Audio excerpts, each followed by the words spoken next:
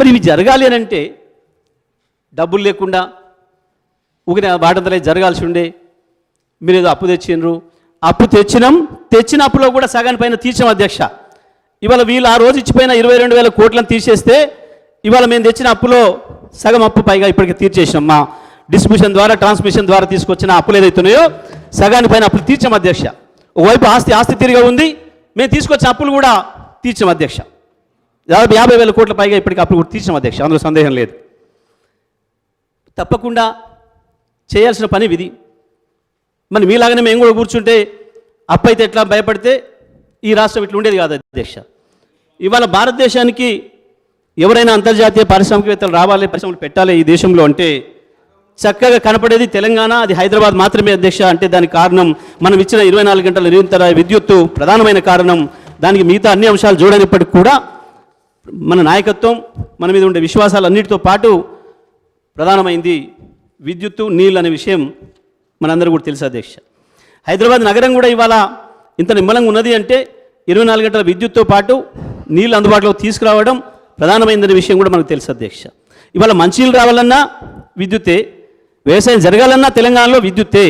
తెలంగాణలో విద్యుత్ లేకుండా వ్యవసాయం జరిగే పరిస్థితి లేదు అధ్యక్ష. లిఫ్ట్ ఇరిగేషన్లే మన బతుకు మనకున్న టెరైన్ ప్రకారం.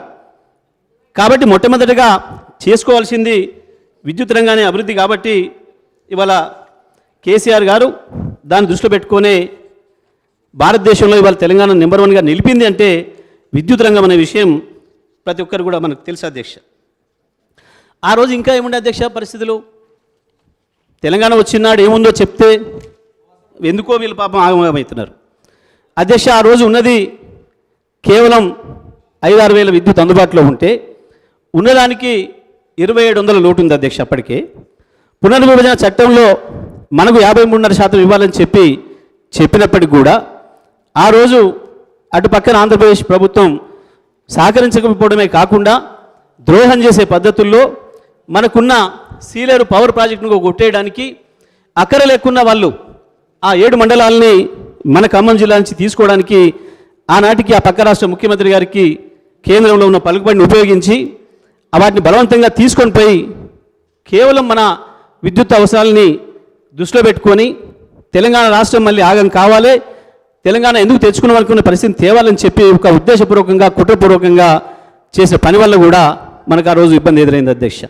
దాంతోపాటు మనకు ఇవ్వాల్సిన 1700 మెగావాట్ల విద్యుత్తును మన షేరు కూడా ఇవ్వకుండా ఇతర జనరేటింగ్ స్టేషన్ల నుంచి, అంతేకాకుండా ప్రైవేట్ వాళ్ళ నుంచి కొనడానికి ప్రయత్నం చేస్తే కూడా వాళ్ళని కూడా పిలిపించి భయపెట్టించి మీరు తెలంగాణకు విద్యుత్ అమ్మొద్దు అని చెప్పి వాళ్ళని కూడా ఇబ్బంది పెట్టే సందర్భం ఉంది అధ్యక్ష.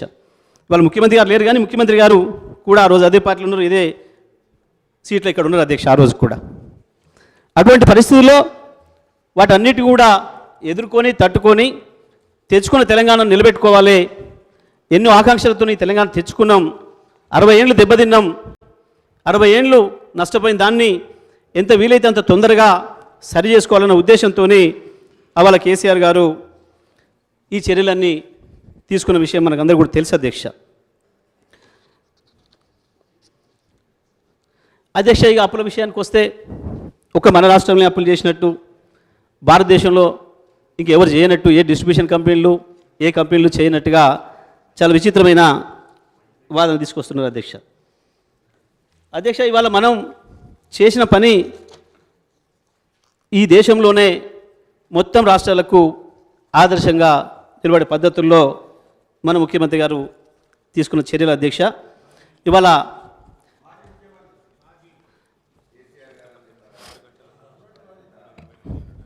అధ్యక్ష ఇక ప్రతిదీ వారి శ్వేతపత్రంలో కూడా చాలా విషయాలు ఉన్నట్టుగా పొందుపరచాల్సిన పరిస్థితి వచ్చింది వాళ్ళకు.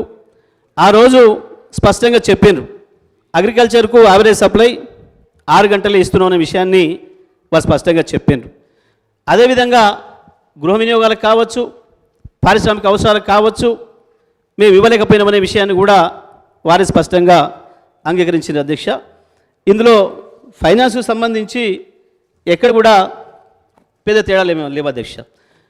డిస్కామ్లకు సంబంధించి స్పష్టంగా చెల్లింపులు ఉన్నాయి, రాబడులు కూడా ఉన్నాయి అధ్యక్ష. రావాల్సినవి ఉన్నాయి, చెల్లించాల్సినవి ఉన్నాయి.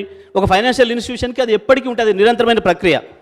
అందులో ఎటువంటి అనుమానాలకి ఏం ఆస్కారం లేదు అధ్యక్ష. విద్యుత్తు మెయింటెనెన్స్కి సంబంధించి వారేదైతే ఓ పాసింగ్ కామెంట్ చేసిర్రో అది పూర్తిగా అవాస్తవం అధ్యక్ష. ఒక పథకం ప్రకారం ఒక ప్రణాళికాబద్ధంగా మనం ఇది అభివృద్ధి చేసినామనే విషయం అనేక సందర్భాల్లో రుజువు చేసినాం అధ్యక్ష. ఆ రోజు అధ్యక్ష స్పష్టంగా ఉంది అధ్యక్ష, మీరు పేర్కొన్న దాంట్లోనే ఆ రోజు కాంట్రాక్ట్ కెపాసిటీ 7,778 అయితే ఇవాళ 19,475, 150% అభివృద్ధి చేసినాం అధ్యక్ష. సోలార్లో కూడా ఆ రోజు 74 మెగావాట్లు ఉంటే ఇవాళ 6,123 మెగావాట్లకు పెంచాం అధ్యక్ష. మ్యాక్సిమం డిమాండ్ ఇవాళ 5,661 ఉంటే ఇవాళ 15,497 అధ్యక్ష. ఆ రోజు 5,600 ఉన్ననాడు 2,700 లోటు ఉంది అధ్యక్ష. ఇవాళ ఒక్కటి కూడా లోటు లేకుండా మనం ఇంకా పైన ఉన్నాం అధ్యక్ష. ఇవాళ 15,497 పీక్ డిమాండ్ ఉంటే 19,475 మనం కాంట్రాక్ట్ కెపాసిటీలో ఉన్నాం అధ్యక్ష. మ్యాక్సిమం కన్జంప్షన్ కూడా ఆ రోజు 128 మిలియన్ యూనిట్లు అయితే ఒక్క రోజు ఇవాళ 298 మిలియన్ యూనిట్ల డిమాండ్ వస్తే కూడా ఒక నిమిషం కూడా ఎక్కడ పవర్ కట్ లేకుండా అందించేదానికి కావాల్సిన పద్ధతుల్లో మన అన్ని సంస్థలు కూడా మనం తయారు చేసుకున్నాం అధ్యక్ష. పర్ క్యాపిటా విషయంలో కూడా అధ్యక్ష ఆ రోజు 1,356 యూనిట్లు పర్ క్యాపిటా ఉంటే ఇవాళ 2,349 అంటే 73% పైగా ఇవాళ మన పర్ క్యాపిటా పెరిగింది అధ్యక్ష. అగ్రికల్చర్ సప్లై మనకందరికీ తెలుసు అధ్యక్ష, 6 గంటల నుంచి ఇవాళ 24 గంటలకు పెంచుకున్నాం అధ్యక్ష. ఈవెన్ కన్జ్యూమర్స్ కూడా ఆ రోజు 1,11,00,000 ఉంటే ఇవాళ 1,82,00,000 మంది కన్జ్యూమర్స్ కూడా ఒక్క నిమిషం కూడా ఎటువంటి అంతరాయం లేకుండా నాణ్యమైన విద్యుత్తును మనం అందించగలుగుతున్నాం అధ్యక్ష. ఎంప్లాయీస్కి సంబంధించి కూడా ఆ రోజు ఇవాళ 30,000 శాశ్వత ఉద్యోగులు, ఆర్టిజన్లను కూడా 22,700 మందిని మనం రెగ్యులర్ చేసుకున్నాం అధ్యక్ష. మొత్తం కూడా ఇప్పటి వరకు మనం జగదీశ్వర్ రెడ్డి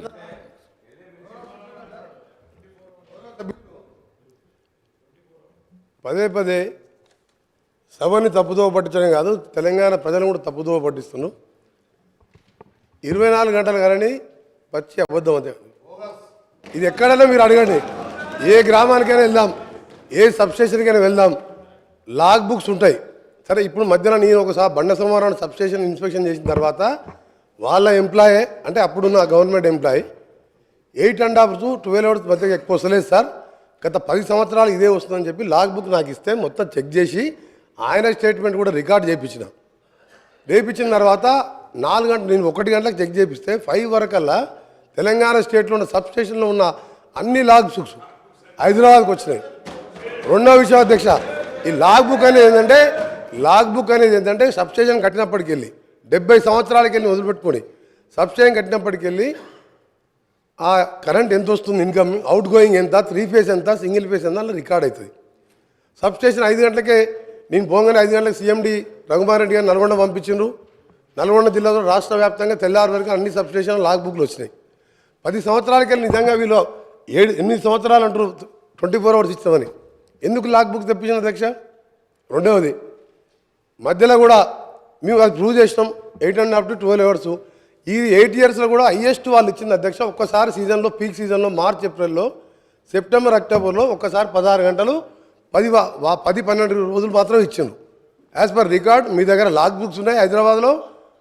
నేను కూడా గౌరవ మంత్రి గారు కొడుతున్నా, ఆ లాగ్ బుక్స్ అన్నీ కూడా సబ్స్టేషన్లో ఉండాలి, పంపించమని కూడా కోరుతున్నా. రెండో అధ్యక్ష, ఇంత అబద్ధాలని ప్రతిరోజు కూడా మీరు ఎలక్షన్ల ముందు ఏం చెప్పిన అధ్యక్ష, కరెంటు తీగలు పట్టుకోండి 3 గంటలు వస్తుందా 24 గంటలు తెలుస్తాను నేను చెప్పిన. అప్పుడు కూడా క్యాంపెయినింగ్లో పట్టుకుందాం, మీరు సిరిసిల్లనే పట్టుకుందాం కేటీఆర్ గారు, మీరు ఎప్పుడు రమ్మంటే చెప్పండి పట్టుకుంటామన్నాడు. వారేమన్నారు, కాంగ్రెస్ వాళ్ళు అందరూ పట్టుకోమని చెప్పండి పీడ పోతుంది అన్నాడు. చనిపోతారని కూడా సిద్ధంగా రైతుల కోసం మీరు అబద్ధాలు ఆడొద్దని చెప్పిన. రెండవది అధ్యక్ష, వీరు చెప్తున్నారు ఇవాళ అప్పులైనా మా గౌరవ డిప్యూటీ సీఎం గారు చెప్పారు అధ్యక్ష. ఎగ్జాంపుల్ చెప్పి ఒకటే అసలు కరెంటు విషయం 24 గంటలు ఎప్పుడు ఇయ్యలే, అన్ని అబద్ధాలు అదొకటి. రెండవది అధ్యక్ష, ఎందుకు నష్టాలు వచ్చింది అధ్యక్ష? పవర్ పర్చేజ్ అగ్రిమెంట్లో ఎక్కువ రేటు కొన్నందుకు. రెండవది అధ్యక్ష, మా ఉదాహరణకు నల్గొండలో వీరు మంత్రిగా ఉండే ఎలక్ట్రిసిటీ మినిస్టర్గా వీరు చేసిన గత కార్యాలకు అధ్యక్ష 29,000 కోట్లతోని యాదాద్రి పవర్ ప్లాంటు 4,000 మెగావాట్తో స్టార్ట్ చేసిన అధ్యక్ష. 9 సంవత్సరాలు స్టార్ట్ అయ్యి 29,000 కోట్లతోని PF పిఎఫ్సి వాళ్ళు 16,000 కోట్లు ఇచ్చిన అధ్యక్ష. ఇస్తే దాని నామినేషన్ మీద దేశ చరిత్ర ప్రపంచ చరిత్రలో అతిపెద్ద కుంభకోణం 29,000 కోట్లది బిహెచ్ఎల్ మీద నామినేషన్ ఇద్దే అధ్యక్ష. బిహెచ్ఎల్ నామినేషన్ ఇచ్చిన తర్వాత అదే దాని మీద నేను జార్ఖండ్ జెన్కోలో టెండర్ అయితే అక్కడికి వెళ్ళి డాక్యుమెంట్ తెచ్చి అధ్యక్ష తెప్పిస్తే వారికి మనకు ఎంత వ్యత్యాసం ఉందంటే 6,000 కోట్లు డిఫరెన్స్ ఉన్నాయి అధ్యక్ష. జెన్కో కూడా టెండర్ పిలవాలి, బిహెచ్ఎల్ కూడా పార్టిసిపేట్ చేసింది అక్కడ జార్ఖండ్లో. అప్పుడు అడిగిన అసెంబ్లీలో ఉండి అడిగినది, అడిగితే దాన్ని మాట్లాడలే. దాంట్లో పెద్ద స్కామ్ జరిగింది. వీరి పాత్ర కూడా చాలా ఉంది ఇలా. ఈయన పాత్ర 10,000 కోట్లు తిన్నాడు అలా. నేను ఇంకోటి చెప్తున్నా అధ్యక్ష, ఇది ఆన్ రికార్డ్ చెప్తున్నా, నేను ఇవన్నీ కూడా సాక్షాత్తుగా ప్రూవ్ చేస్తా. ఇది 50,000 కోట్లు పెరిగింది అధ్యక్ష. ఇప్పుడు 50,000 కోట్ల పెరిగింది. పెరిగితే 16,000 కోట్లే టర్బైన్స్ అండ్ బాయిలర్స్ బిహెచ్ఎల్ వాళ్ళు చేస్తారు. మిగిలిందంత ఎవరు తీస్తున్నప్ప వర్క్స్? ఈయన సబ్ కాంట్రాక్టర్లు. అక్కడ అప్పుడున్న మిర్యాలగూడ ఎమ్మెల్యే, అక్కడున్న లీడర్లు తోసుక తిన్న అధ్యక్ష. మొత్తం ఇక లాస్ అయిందండి. ఎందుకు లాస్ అయింది? ఇవన్నీ రికార్డ్ చెప్తున్నా నేను అబద్ధాలు చెప్తలేను. రెండోది అధ్యక్ష చెప్తున్నా, ఈరోజు అది 8 to 10 కోట్ల రూపాయలు, 10 కోట్లు. నేను ఏ రికార్డులో చెప్తున్నా, రికార్డు పోదాం, రికార్డులో తీసుకుందాం. మీరు టెండర్ పెట్టకుండా ఇచ్చుడే పెద్ద స్కామ్ అది. రెండవది అధ్యక్ష ఈరోజు వీరు మాట్లాడుతున్నారు అధ్యక్ష. అసలు ఫ్రీ పవర్ అంటే ఎవరు అధ్యక్ష? కాంగ్రెస్ పార్టీ పెట్టండి. కాంగ్రెస్ పార్టీ దేశంలో ఏ రాష్ట్రంలో కూడా ఇవ్వలేదు అధ్యక్ష. రైతులకు 7 గంటల నుంచి 9 గంటలు ఉచిత కరెంట్ అనేది ధైర్యం చేసి మేనిఫెస్టోలో పెట్టి ఇచ్చి చూపింది కాంగ్రెస్ పార్టీ. అప్పుడు ఏ రాష్ట్రంలో లేదు భారతదేశంలో. అప్పటి మా కాంగ్రెస్ ప్రభుత్వం రాజశేఖర రెడ్డి గారు సోనియా గాంధీ తోటి కొట్లాడి మేనిఫెస్టోలో పెట్టించి ఫ్రీ పవర్ అని చూపించడం. అంతకుముందు చంద్రబాబు నాయుడు గారు కరెంట్ ఇస్తారని మా జూపల్లి గారు కొట్లాడితే 17 రోజులు జైల్లో తీసిన అధ్యక్ష. అప్పుడు మీ ఎమ్మెల్యేలుగా ఉన్నాం. పవర్ పొజిషన్ అప్పుడు ఎట్లుండే, మా ప్రభుత్వంలో ఏ విధంగా ఉండే. ఈ రోజు కూడా చెప్తున్నాం అధ్యక్ష, 10 కాదు 10 గంటలు 9 గంటలు కూడా వస్తలేదు. ఇప్పుడు మేము చెక్ చేసుకుంటున్నాం. ఒక ఎఫిషియెంట్ ఐఏఎస్ ఆఫీసర్ని ఏపీ ట్రాన్స్కో జెన్కో ఎండీగా పెట్టి, ప్రిన్సిపల్ సెక్రటరీగా పెట్టి, వీళ్ళ అధ్యక్ష అప్పటికే 15 సంవత్సరాలు రిటైర్ అయిన ప్రభాకర్ రావుని తీసుకొచ్చి, అప్పటికే ఆయన వయసు 70 సంవత్సరాలు, ఆ తర్వాత 10 సంవత్సరాలు తీసుకొచ్చి జెన్కో 80 సంవత్సరాల ఇప్పుడున్న కాంపిటీషన్ పోటీలు తట్టుకుంటారు అధ్యక్ష. ఆయనను పెట్టాను. మా ప్రభుత్వం చార్జ్ తీసుకొని, మా ముఖ్యమంత్రి గారు చార్జ్ తీసుకొని తెల్లారి ఆ రోజు సాయంత్రం రిజైన్ చేసిండు. తెల్లారి మేము పిలిస్తే కూడా రాలే. ఇదేంది అధ్యక్ష? ఒక ఆఫీసరు ఇంత పెద్ద సంస్థ నడిపినోడు మొత్తం దివాలు తీపిచ్చిండు, వీళ్ళకి దోషపెట్టి దోసుక తిని ఇవాళ మాతో మాట్లాడుతున్నాం. మీరు ఇవాళ మొత్తం సర్వనాశనం. ఏ డిపార్ట్మెంట్ అధ్యక్ష? నిన్న సివిల్ సప్లై మినిస్టర్ గారు చెప్పిను, అది 60,000 కోట్లు. ఇది ఇవాళ చూస్తే ఓడి తినదు అధ్యక్ష. ఇది లాస్ కాదు, మ్యాన్ మేడ్ మిస్టేక్స్ అధ్యక్ష. Man made mistakes. ఇది ఎవరితో కావాలని జరిగిన నష్టం కాదు అధ్యక్ష. చెప్తా ఎటర్ పోతాం, అన్నీ పోతాం. మీరు తినేదంతా కక్కిపిస్తాం. మీరు అనుకుంటారు ఇవాళ మీరు వదిలిపెడతాం అనుకుంటారు అధ్యక్ష. ఇవాళ గౌరవ ముఖ్యమంత్రి గారు చార్జ్ తీసుకోగానే ఫస్ట్ మీటింగ్లోనే రివ్యూ చేసుకొని అరే ఆగవే సార్ వీళ్ళు కరప్షన్ అంటే భయపడుతుంది సార్. ప్రతి కరప్షన్ అంటే భయపడుతుండ్రు ప్రతి విషయంలో సార్. ఒకరి విషయం సార్ చాలా ఇంపార్టెంట్ సబ్జెక్ట్ సార్. వీళ్ళు ఏంటంటే దొంగలు, అది కాదు సార్, దొంగలు అనగానే భుజాలు తడుకుంటు సార్ వీళ్ళు. సార్ ఇంపార్టెంట్ సార్, ఇది తెలంగాణ రాష్ట్ర రైతులకు సంబంధించింది. రాష్ట్ర రైతులని గౌరవ సభ్యుడు ఈరోజు సభ్యులని సభని తప్పుదో పట్టిస్తున్నారు కాబట్టి చెప్తున్నా. మీరు ఒకటే చెప్తున్నా సార్, ఈ రోజు ఒకటే చెప్తున్నా, నువ్వు 10-12 గంటలు ఎక్కువ ఇవ్వలేదు. మేము త్వరలో నేను ఒకటే చెప్పిన సార్, మీరు ఇవాళ ఒకటే మీరు మాట్లాడకండి. నేను స్పీకర్ గారితో మాట్లాడుతున్నా సార్. ఒకటే సార్ కన్క్లూడ్ చేస్తున్నా సార్. నేను ఒకటే చెప్తున్నా సార్, మీరు 24 గంటలు 20 మభ్య పెట్టింది సార్. 9 గంటలు ఎక్కువ లేదు. మేము ఒకటే చెప్తున్నాం సార్. ఈరోజు మీరు చెప్పిన మాటలన్నీ కూడా పూర్తిగా రికార్డులకు వెళ్తుంది సార్. ఆయన ఎప్పుడు అంటే 24 గంటలు నిన్నాడు. లాగ్ బుక్లు పంపించాలి సార్. ఇప్పుడు లాగ్ బుక్స్ లో ఉన్నాయి కదా, భయపడి లాగ్ బుక్ ఎందుకు తెప్పించిండు? దీని మీద వాళ్ళు మాట్లాడమని చెప్పాడు సార్. ఇవాళ జగదీష్ రెడ్డి గారు గౌరవ సభ్యులు వాళ్ళ ఎమ్మెల్యేలు తిన్నదంతా కూడా తప్పకుండా ఎంక్వైరీ చేపిస్తాం. ఎంక్వైరీ చేయాలని మా ముఖ్యమంత్రి గారు కోరుతాం. 20,000 కోట్ల స్కామ్ సార్ అది. Thank you sir. Jagadish Reddy గారు. అధ్యక్ష మొదటగా నేను తమరి కోరుతా ఉన్నా, తమరి ద్వారా సభలు కోరుతా ఉన్నా. ఇప్పుడు వారు మాట్లాడిన మాట ప్రతి మాట విషయంలో ఎట్టి పరిస్థితుల్లో కూడా సిట్టింగ్ జడ్జితో విచారణ చేయిస్తారా, కమిషన్ వేసి విచారణ చేయిస్తారా, వెంటనే విచారణకు ఆదేశించాలని చెప్పి నేను సభను కోరుతా ఉన్నా అధ్యక్ష. తమరి ద్వారా వెంటనే వారు చేసిన ప్రతి ఆరోపణ పైన సిట్టింగ్ జడ్జితోనా కమిషన్తోనా ప్రభుత్వం యొక్క విజ్ఞతకు వదిలేస్తూ ఉన్నా. ప్రతి దానిపైన కూడా వెంటనే విచారణ ప్రారంభించాలి.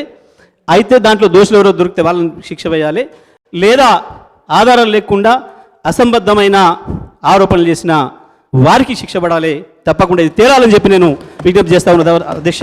సభ ద్వారా ప్రజానీకాన్ని కూడా విజ్ఞప్తి చేస్తూ ఉన్నా. ఇటువంటివి చాలా సందర్భాల్లో బయట మాట్లాడుతుంటే విన్న నేను ఏ ఒక్క రోజు కూడా నేను ఇటువంటి విషయాలలో నేను మాట్లాడలేదు, రియాక్ట్ కాలేదు. ఇవన్నీ కూడా పనికిమాలిన మాటలు, అర్థం లేని ఆధారరహితమైన మాటలు కాబట్టి రికార్డులో రావాలనే నేను ఇన్ని రోజులు వెయిట్ చేసే అధ్యక్ష. గత 5 సంవత్సరాలుగా రికార్డులో రావాలని నేను వెయిట్ చేస్తూ ఉన్నా. ఇవాళ రికార్డులోకి వచ్చిండ్రు, తప్పకుండా దీనిపైన చర్య తీసుకోవాలని చెప్పి నేను తమరి ద్వారా ప్రభుత్వాన్ని కూడా కోరుతా ఉన్నా అధ్యక్ష. ఇక వారు చెప్పిన అసలు విషయానికి వద్దాం అధ్యక్ష. ప్రభుత్వం అగ్రికల్చర్ సప్లై చేసిన దాని విషయంలో వారు అన్న మాటలన్నీ కూడా వారి డిప్యూటీ సీఎం గారికి వర్తిస్తాయి తప్ప నాకు వర్తించవు అధ్యక్ష. ఎందుకంటే వారు ఇచ్చిన దాంట్లో వారి శ్వేతపత్రంలోనే 18వ పేజీలో యావరేజ్ సప్లై అవర్స్ 19.22 అని చెప్పి వారే స్వయంగా ఇచ్చిండ్రు.